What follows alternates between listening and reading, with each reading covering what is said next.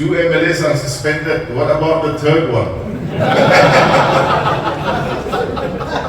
I chose to keep silent. And when I look here, in the first row, 90% are ex-congressmen. Actually, there is nothing new between us here.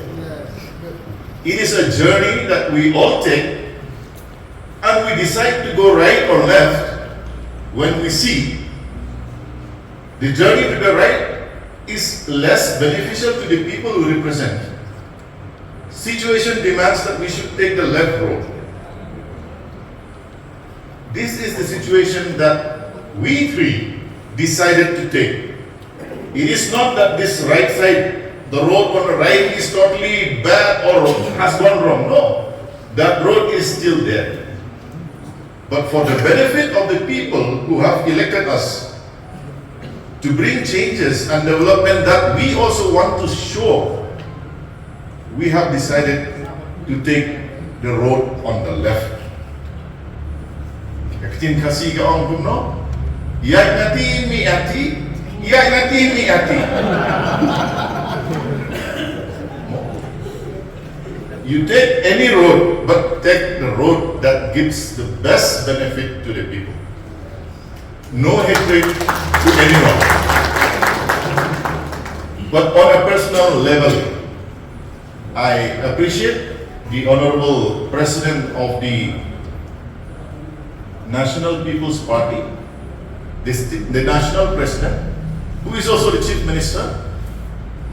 It is not easy for us to say, I'm leaving my parent party from which I was elected and to join another party. But the good commitment and the faith that we have between the Chief Minister and between us, with the hope that that agreement and commitment that we have will bring changes in our constituency, that paves the way for all things that is happening now. I always dream good for my constituency and always dream of good things for the state. And maybe today, through this government and through the National People's Party, we can make that dream come true.